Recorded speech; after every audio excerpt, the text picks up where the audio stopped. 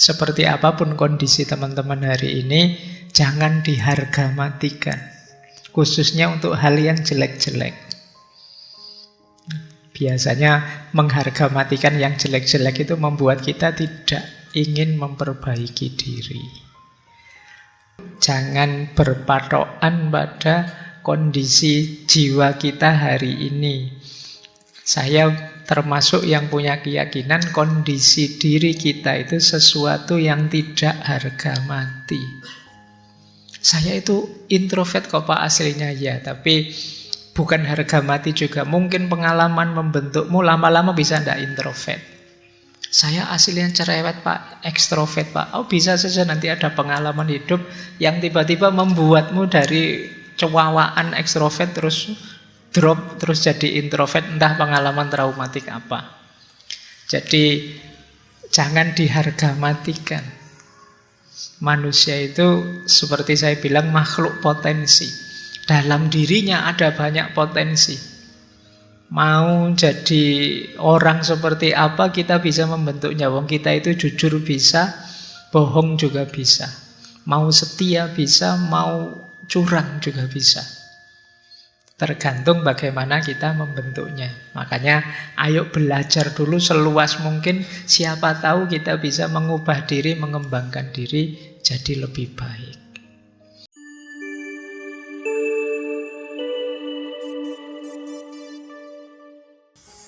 Assalamualaikum warahmatullahi wabarakatuh. Bismillah, mari kita lanjut lagi, belajar lagi. Kita awali dari Imam Ghazali. Beliau meneliti para ulama ternyata juga berbeda pendapat. Apakah hidup ini sebaiknya uzlah saja atau membaur di tengah masyarakat? Ada ulama yang menganggap lebih utama ya uzlah. Tentu saja ini pikiran-pikiran dari kalangan sufi. Imam Ghazali menyebut seperti Syekh Sufyan Ats-Tsauri, Syekh Ibrahim bin Adham, Syekh Dawud At-Ta'i, Syekh Fudzail bin Iyad, Sulaiman Al-Khawwas, Syekh Yusuf bin Asbad, Khudzaifa Al-Mar'asi, Syekh Bishr Al-Hafi, dan lain sebagainya. Ini rata-rata para sufi. Ya memang para sufi kan memang hidupnya banyak yang uzlah, menjauh dari keramaian dalam rangka menjaga kemurnian hatinya, biar tidak terkotori, terkontaminasi oleh macam-macam. Bukan berarti orang yang tidak uzlah itu jelek. Ini istilahnya lebih utama yang mana. Nah, lebih aman kalau kita uzlah. Ini pendapatnya para sufi. Meskipun kalian tidak harus mengklaim, oh saya lebih suka menyendiri Pak, jangan-jangan jiwa saya sufi. Tidak harus begitu. Itu kalau kalian beda menyendirinya. Kalau para sufi itu menyendirinya orientasinya ke atas. Nah, ada kebalikannya. Ada para ulama yang menganggap, justru membaur itu lebih utama. Ini banyak, beberapa di antaranya kalangan para ulama fikih seperti Imam Syafi'i, Imam Ahmad bin Hambal, Syekh Sa'id bin Musayyab, dan lain-lain. Nanti teman-teman bisa membaca di kitab Ihya-nya Imam Ghazali. Di situ kemudian Imam Ghazali menyimpulkan sebenarnya mau uzlah atau mau berbaur di tengah masyarakat itu tidak bisa diputuskan mana lebih utama begitu saja. Harus melihat dulu dua hal. Kata Imam Ghazali, yang pertama, ayo dilihat lingkungan sekeliling kita seperti apa. Kalau circle kita, lingkungan kita positif, yang dari situ mungkin kita bisa meningkatkan kualitas diri kita, ya jangan uzlah. Berbaurlah kalian, nanti dapat banyak di situ. Wong temanmu hebat-hebat, jago-jago, soleh-soleh, pinter-pinter. Berbaurlah biar kamu ketularan mereka. Jadi lihat dulu circle-nya, jangan diputuskan dulu. Nggak Pak, saya meskipun circle-nya bagus-bagus, saya lebih suka menyendiri saja. Eman-eman. Jadi ayo berbaur. Kalau lingkungannya memang memungkinkan. Tapi kalau lingkunganmu tidak mendukung, Pak, teman saya itu gendo semua, Pak, teman saya itu wis pokoknya itu ya tidak kuat saya kalau campur mereka, mesti terpengaruh saya. Saya ini kan anak soleh hitungannya, Pak. Sekarang kuliah setahun rasanya kok degradasinya banyak ini. Ya kalian pilih agak uzlah biar tidak terpengaruh. Jadi berarti apa? Sebelum kalian memutuskan uzlah atau tidak, menyendiri atau berbaur, coba dibaca sekelilingmu ini kondisif apa enggak? Mendukung untuk meningkatkan kualitas dirimu apa enggak? Kalau memang mendukung, ayo berbaurlah, kalian nanti akan dapat banyak. Dan yang kalau memang tidak, ya enggak apa-apa, menjauh dalam rangka tidak mudah terpengaruh. Jadi yang pertama itu. Pertimbangan kedua, kalau yang pertama tadi lingkungannya, yang kedua orangnya. Yo, sahabatmu itu tipe yang kayak gimana? Jadi mungkin tipenya soleh sih Pak, tapi dia sukanya misalnya maksa-maksa, membuat saya bete, stres. Nah ini yang kedua orangnya. Jadi yang pertama lingkungannya cocok apa enggak. Yang kedua orang yang mau kita jadikan berbaur ini cocok apa enggak. Ini menurut saya jawaban yang moderat dari Imam Ghazali. Kan seperti saya bilang minggu lalu, jangan berpatokan pada kondisi jiwa kita hari ini. Saya termasuk yang punya keyakinan kondisi diri kita itu sesuatu yang tidak harga mati. Saya itu introvert kok Pak aslinya ya, tapi bukan harga mati juga. Mungkin pengalaman membentukmu lama-lama bisa ndak introvert. Saya aslinya cerewet Pak, ekstrovert Pak. Oh bisa saja nanti ada pengalaman hidup yang tiba-tiba membuatmu dari cewawaan ekstrovert terus drop, terus jadi introvert, entah pengalaman traumatik apa. Jadi jangan diharga matikan. Manusia itu seperti saya bilang makhluk potensi. Dalam dirinya ada banyak potensi. Mau jadi orang seperti apa kita bisa membentuknya. Wong kita itu jujur bisa, bohong juga bisa. Mau setia bisa, mau curang juga bisa. Tergantung bagaimana kita membentuknya. Makanya ayo belajar dulu seluas mungkin. Siapa tahu kita bisa mengubah diri, mengembangkan diri jadi lebih baik. Karena kita itu sering jadi orang yang manja. Yes, Pak saya sudah gini mau gimana lagi Pak? Saya memang aslinya tidak pinter Pak. Ya sudah itu kan. Itu manja namanya. Kamu melayani kemalasanmu, melayani keenggananmu untuk mengubah diri jadi lebih baik. Rumusnya tetap seperti hadisnya Nabi, hidup ideal itu yang yaumuhu khairun min amsihi. Yang hari ini lebih baik daripada kemarin.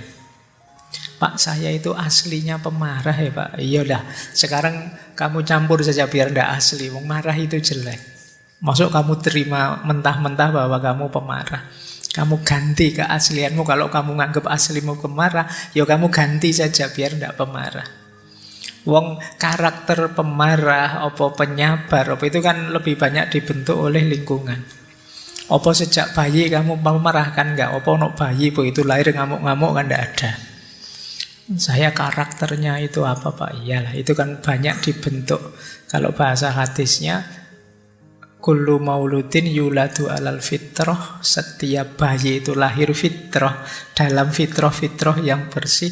Kemudian orang tuanya yang membentuknya, lingkungannya yang membentuknya. Jadi seperti apapun kondisi teman-teman hari ini, jangan diharga matikan. khususnya untuk hal yang jelek-jelek. Biasanya mengharga-matikan yang jelek-jelek itu membuat kita tidak ingin memperbaiki diri. Baik, malam hari ini kita akan belajar apa ya sih kebersamaan itu, termasuk bagian dari fitrah hidup kita.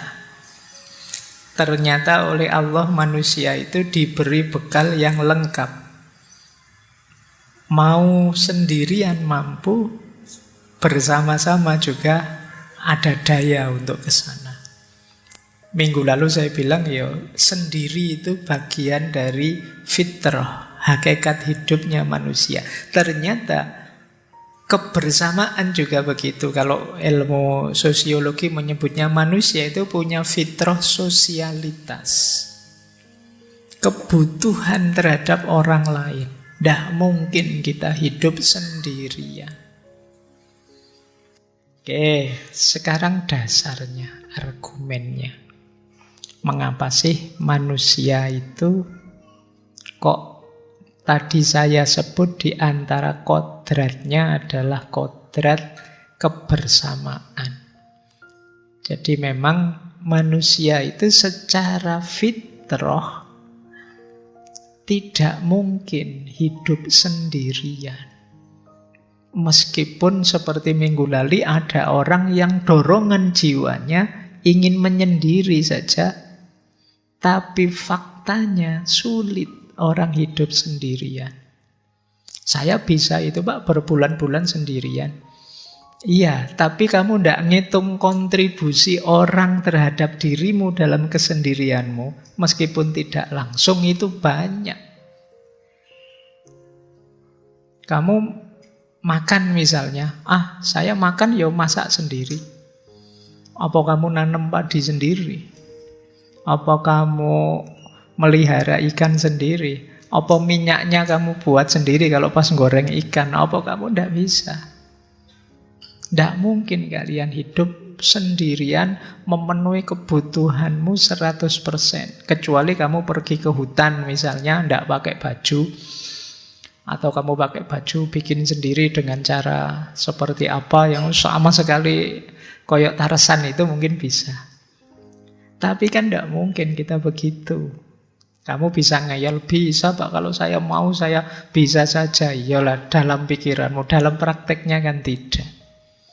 Pasti kamu butuh dukungan orang lain. Bahkan pandanganmu bahwa menyendiri itu lebih baik mungkin juga hasil ide atau pikirannya orang lain yang kamu cerna terus kamu pilih. Mungkin juga pengaruh lingkunganmu sebelumnya. Jadi tidak mungkin orang itu sama sekali tidak bersentuhan dengan pengaruh orang lain dalam dirinya. Kalau dalam ilmu sosiologi akarnya sosialitas manusia itu ada 4. Kenapa sih manusia itu pasti butuh orang lain? Yang pertama karena manusia itu terbatas. Tidak ada orang yang bisa segalanya untuk memenuhi segala jenis kebutuhannya. Karena kita ini kan multidimensi hidup kita. Dan tidak mungkin secara sekaligus kita menguasai semua hal dalam hidup kita. Mungkin ada yang pinter masak tapi tidak pinter potong rambut misalnya. Tidak pinter jahit baju. Kalau ngomong sih pinternya luar biasa, tapi begitu masak atau main game atau dia tidak bisa. Yang pinter sekali main game disuruh ceramah tidak bisa. Yang ada banyak yang kita tidak bisa. Kita itu sangat terbatas. Sementara fungsi-fungsi dan dimensi hidup kita luas, yang tidak semuanya bisa kita cover.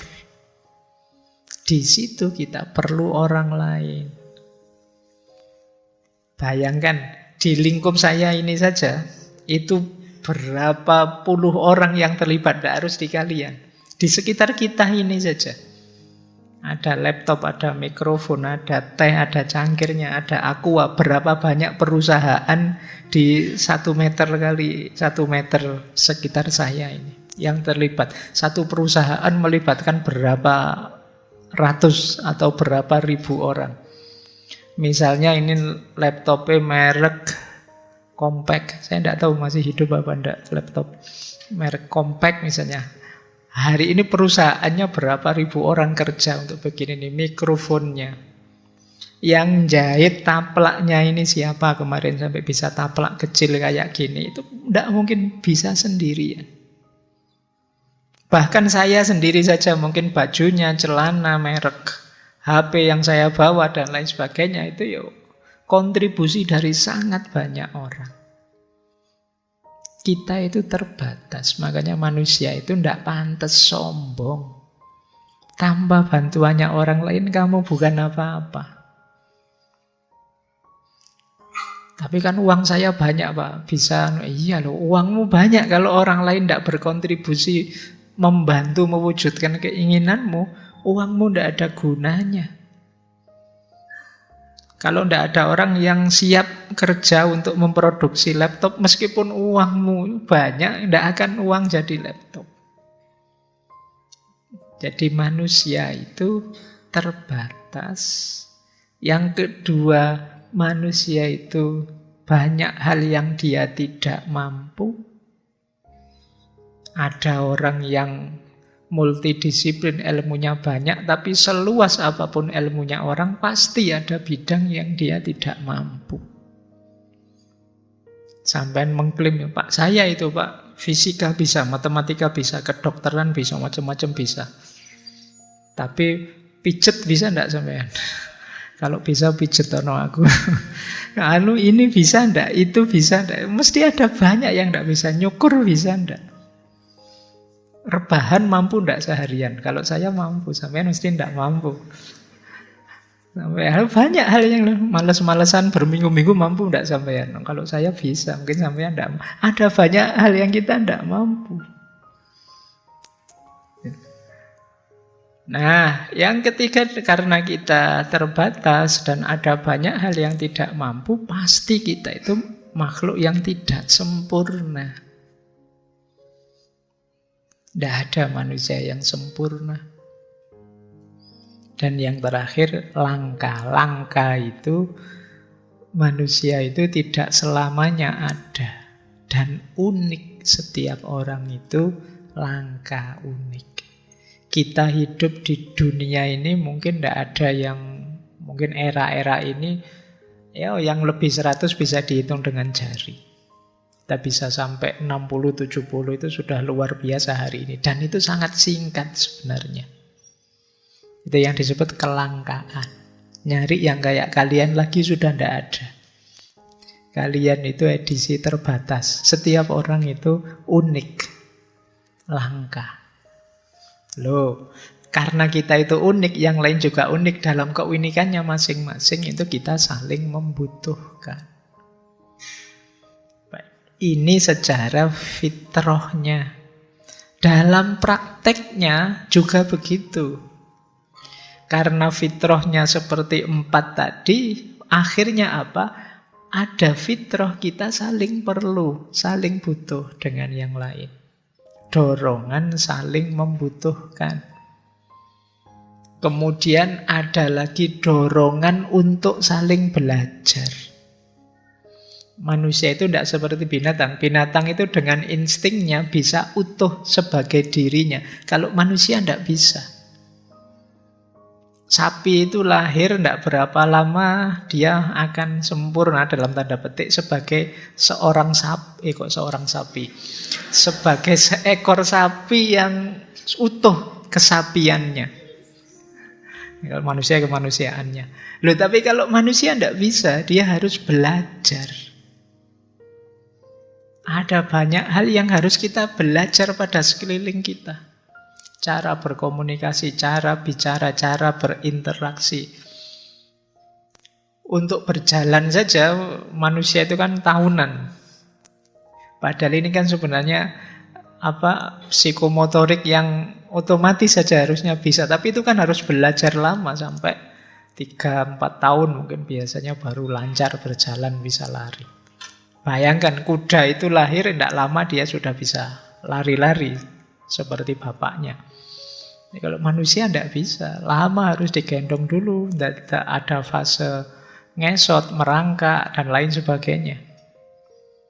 Itu manusia, maka dia perlu belajar. Itu yang membuat, kalau dalam Islam kan tolabul ilmi fardhun, mencari ilmu itu fardu sifatnya, wajib. Kenapa? Kalau orang tidak mau lagi belajar, ya dia sulit memenuhi dirinya dengan kualitas-kualitas yang sebenarnya sudah ada dalam dirinya. Makanya saya sering menyebut manusia itu paket potensi. Dirinya itu isinya banyak sekali potensi-potensi. Untuk mengaktualkannya, belajar, nambah ilmu.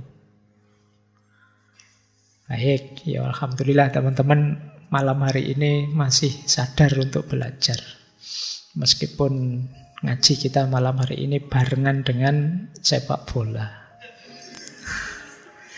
Pikiranmu mesti bercabang-cabang. Tidak apa-apa, cuma persahabatan. Nanti dilihat golnya saja, biar tidak jengkel. Baik, jadi ada dorongan untuk untuk saling membutuhkan dengan yang lain, dan dorongan untuk belajar, serta dorongan untuk berinteraksi. Tidak mungkin kita tanpa interaksi dengan yang lain. Selain itu, yang menggerakkan hidup kita juga, membuat hidup kita jadi dinamis adalah pandangan kita terhadap orang lain dan pandangan orang lain terhadap kita. Meskipun kita, Pak, saya tidak akan mau terpengaruh oleh pandangan orang lain terhadap saya. Ya, tapi diakui atau tidak, pandangan orang lain terhadapmu merubahmu, dan pandanganmu terhadap orang lain juga merubahmu. Jadi hidup ini ya saling mempengaruhi antar manusia. Mau tidak mau begitu rumusnya. Bahkan kalian punya pikiran anti manusia, anti sosial, dan lain sebagainya. Gagasan-gagasan itu kan kalian dapat dari lingkungan sekeliling kalian juga. Itu ya produknya orang lain juga sebelumnya.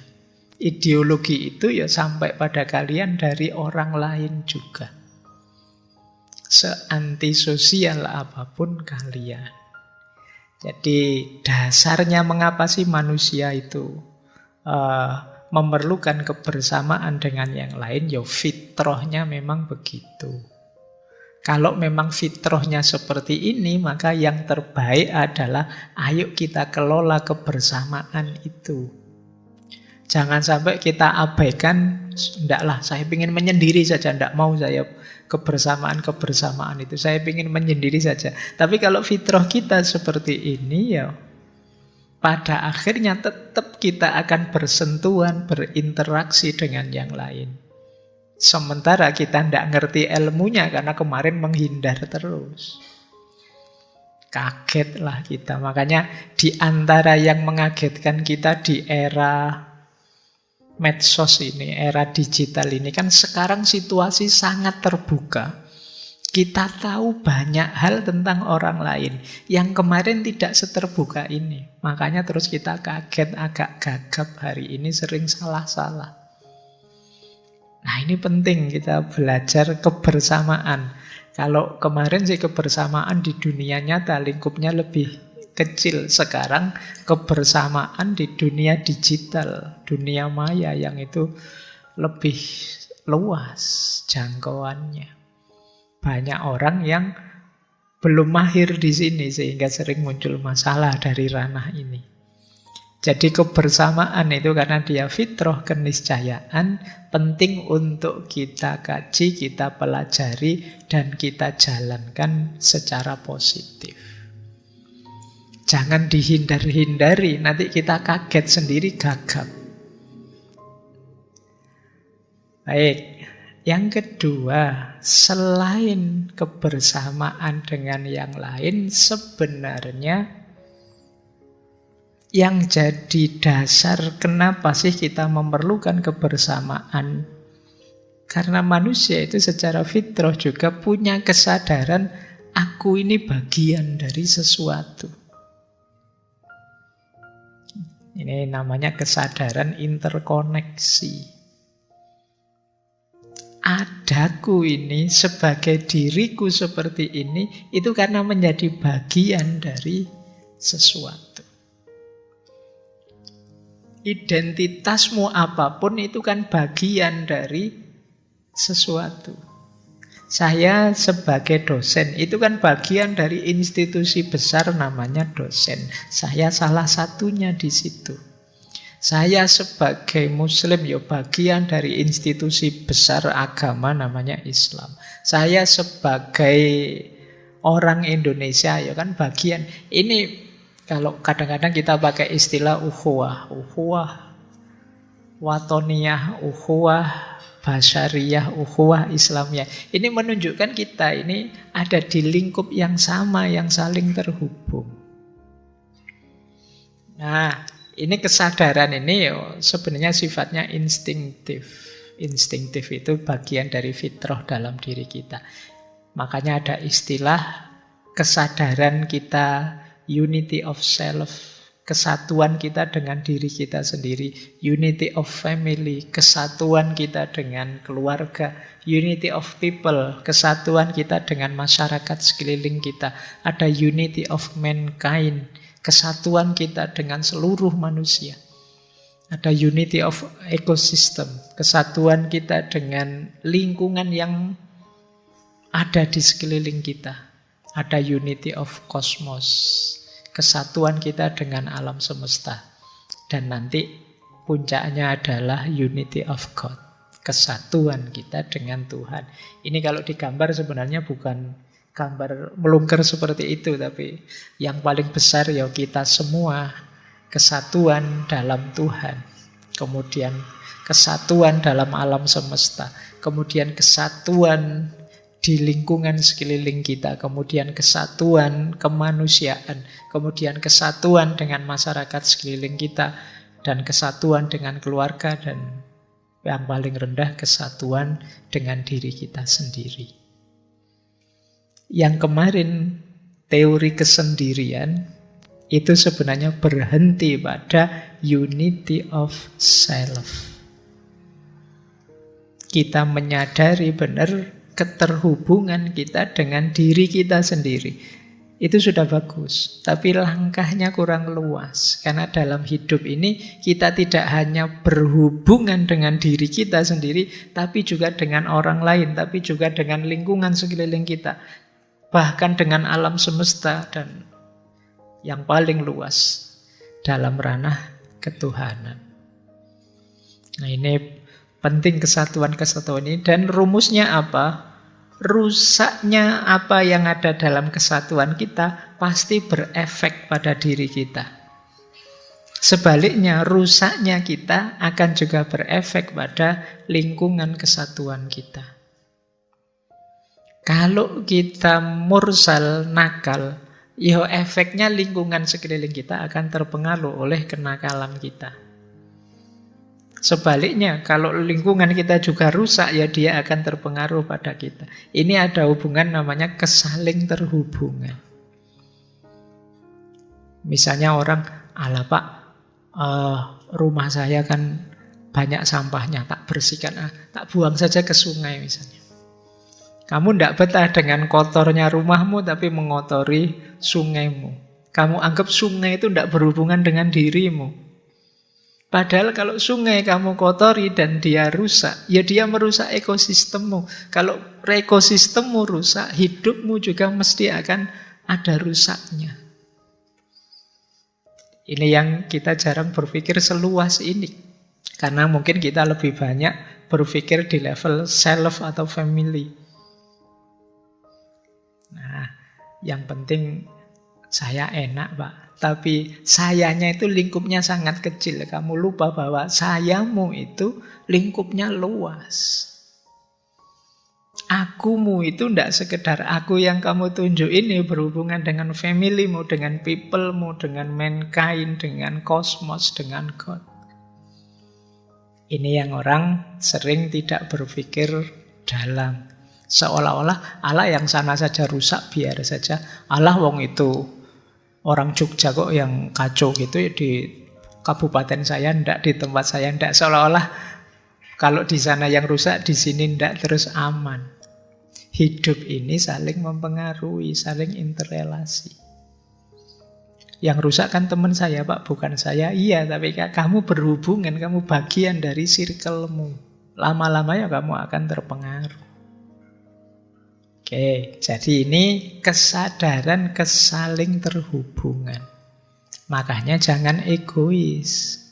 Jangan, yang penting saya selamat, yang penting saya enak, yang penting saya nyaman. Tidak begitu. Kalau lingkunganmu kacau, kamu tidak bisa mengklaim dirimu selamat.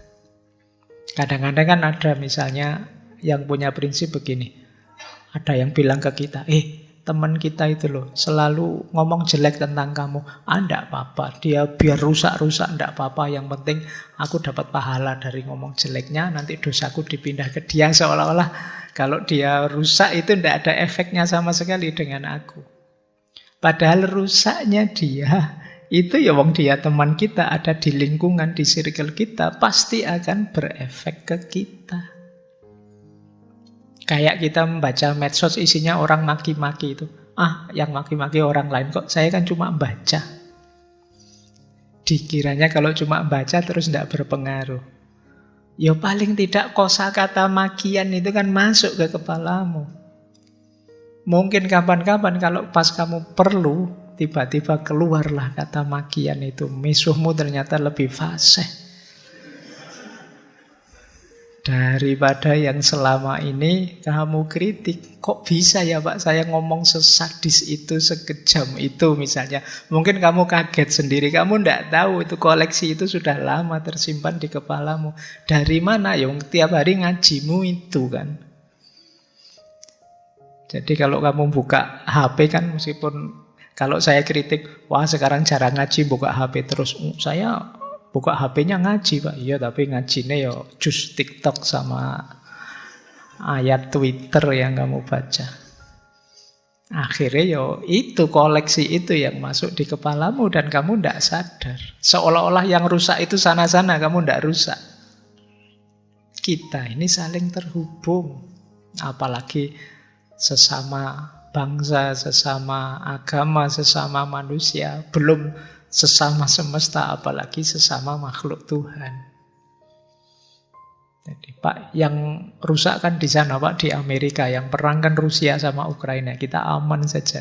Seolah-olah begitu, tapi jangan lupa kita ada di unity yang sama, di kesatuan yang sama. Ini penting untuk bahan renungan kita.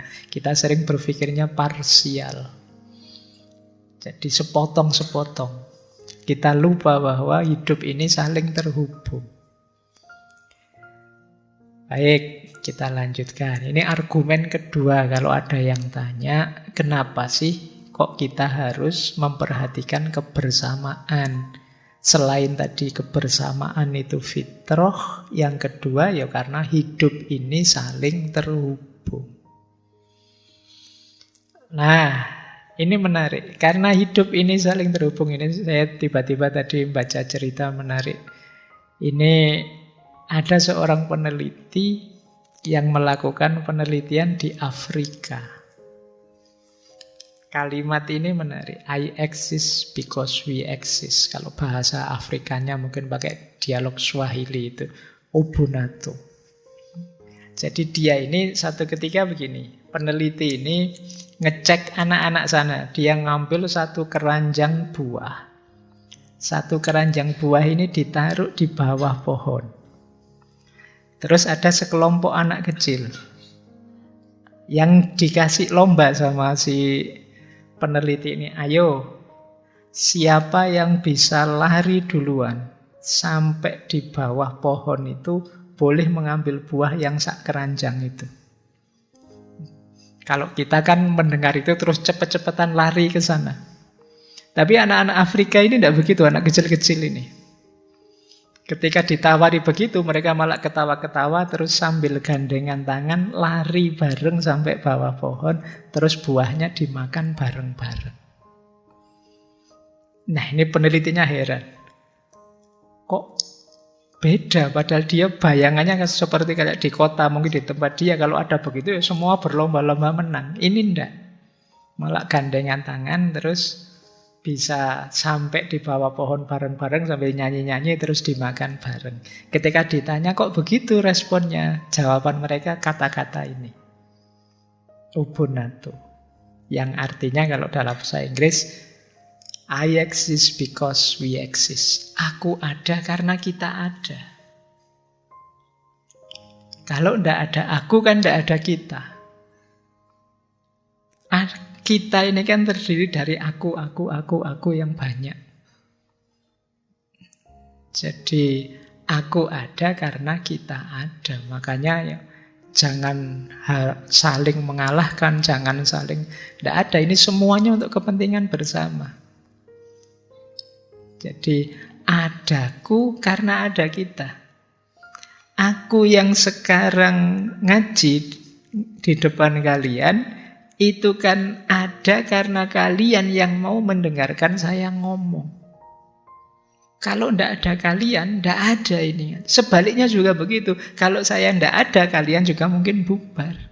Ubuntu. Tidak ada dosen kalau tidak ada mahasiswa. Tidak ada pemimpin kalau tidak ada yang dipimpin.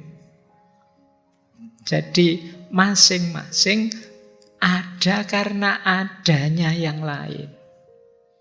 Maka jangan punya ambisi, jangan punya pretensi untuk mengalahkan, menyusahkan, merendahkan, menyingkirkan yang lain. Karena kalau yang lain musnah, kita juga musnah. Karena ada kita, adanya aku itu karena adanya kita. Coba kalian cek semua atributmu. Sebagai apapun, itu ada karena adanya orang lain. Kalian sebagai murid, sebagai anak, sebagai teman, sebagai tetangga, sebagai apapun, itu kan karena adanya orang lain. Berarti kalian itu eksis, ada karena adanya orang lain. Maka prinsip ini, I exist because we exist. Kalau orang lain tidak ada, aku tidak akan ada. Nah, jadi ini mungkin bisa kita jadikan prinsip dalam hidup ini ya. Karena kita itu sering kejam sekali kalau sudah benci sama orang, tidak suka sama orang. Kita ingin menyingkir-nyingkirkan. Kita ingin membasmi orang yang tidak kita suka dan lain sebagainya. Padahal adanya kita itu karena mereka. Oke, baik, boleh kalian pikirkan ada banyak hal dalam hidup ini yang kalau bahasa Jawa ini yang disebut sastro jendro, ilmu yang agak dalam. Adanya polisi ya karena ada penjahat, nanti bisa ditarik ke sana. Adanya dokter karena adanya orang sakit. Adanya orang patah hati ya karena ada orang yang mampu mematahkan hati. Ya, aku ada karena kita ada. Baik, ya nanti kalian renung ini ya, prinsip ini yang sering dilupakan orang. Seolah-olah yang hebat itu aku. Padahal aku hebat itu karena ada dukungan dari yang lain dan pengakuan dari yang lain. Sehebat apapun kita tanpa diakui dan didukung orang lain, ya kita tidak hebat lagi. Ubuntu. Nah, nanti setelah ini googling lah ceritanya peneliti di Afrika ini. Baik, saya lanjutkan. Nah, sekarang kita belajar tentang rutenya kebersamaan. Ini menarik ya, kebersamaan ada rutenya. Ini sebenarnya cara menjalin kebersamaan yang ideal. dengan sesama kita. Saya ambil dari tradisi ilmu akhlak saja ya, biar lebih mudah. Jadi menjalin kebersamaan itu diawali dari ta'aruf. Kalau sudah ta'aruf, jangan berhenti di situ, lanjutkan dengan tafahum. Kalau sudah tafahum, harusnya kita tasamuh.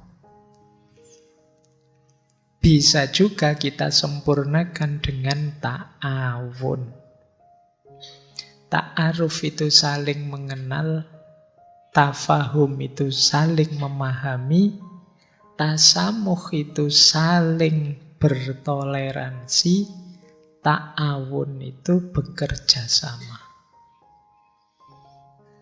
Ini agak level.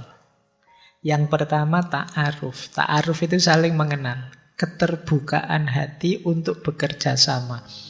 Level awalnya ta'aruf. Makanya di situ ada istilahnya kalau dalam bahasa Arab ada ulfah dan suhbah. Ini istilah dari Imam Ghazali. Ulfah itu lembutnya hati untuk mau berkolaborasi dekat dengan yang lain. Itu namanya ulfah. Ada suhbah. Suhbah itu kedekatan. Kita itu kan mau berteman, mau bersahabat itu kan karena ada rasa kedekatan. Kalau sudah ada ulfah dan suhbah, biasanya di situ terbuka jalan untuk ta'aruf. Jadi kalau kalian tanya, Pak saya itu ngincer orang, tak ajak ta'aruf kok ndak mau-mau ya. Itu pasti karena dua unsur ini ndak ada. Ndak ada ulfah, ndak ada suhbah, khususnya di dia. Jadi hatinya belum lentur, belum terbuka untuk menerimamu dan belum ada suhbah, dia tidak merasa perlu kedekatan denganmu. Makanya kamu ta'aruf ditolak terus. Bangunlah situasi di mana hatinya terbuka dan merasa ingin dekat denganmu. Nah itu ta'aruf sudah. Kalau ta'aruf sukses, jangan berhenti di situ. Karena kalau hanya berhenti di situ mudah bubarnya. Kalian harus lanjut ke tafahum. Tafahum itu mutual understanding. Kalau kemarin di filsafat cinta ini aspek knowledge-nya. Belajarlah tentang dia. Ya sebenarnya bukan kamu saja yang belajar tentang dia. Dia pun harus belajar tentang kamu. Saling belajar itu namanya mutual understanding. Kamu bagaimana, senenganmu apa, kalau pagi bangun jam berapa, kalau malam tidur jam berapa, itu kan enak. Oh saya kalau tidur jam 9, ya sudah nanti saya WA paling malam jam 9 kurang 1 menit misalnya. Loh itu kan kamu sudah paham lah. Kalau kamu tidurnya jam 9, kamu WA jam 12, ya ndak dibales. Terus besok marah-marah, aku WA berapa kali ndak dibales. Loh aku tidurnya jam 9. Kenapa bisa salah paham begitu? Ndak ada mutual understanding. Saling memahami. Itu namanya tafahum. Kalau tidak ada proses tafahum itu biasanya meskipun ta'aruf sukses, bubarnya cepat. Karena tidak saling memahami. Kalau tidak saling memahami kan tidak saling memaklumi. Nah, kalau sudah tafahum baru tasamuh. Tasamuh itu saling ridho, saling menerima. Ya, sebenarnya puncaknya tasamuh itu saling menghargai. Kalau dalam hidup sosial, tasamuh itu kadang pakai istilah koeksisten. Menerima kehadiranmu dalam hidupku. Seperti apapun kondisimu.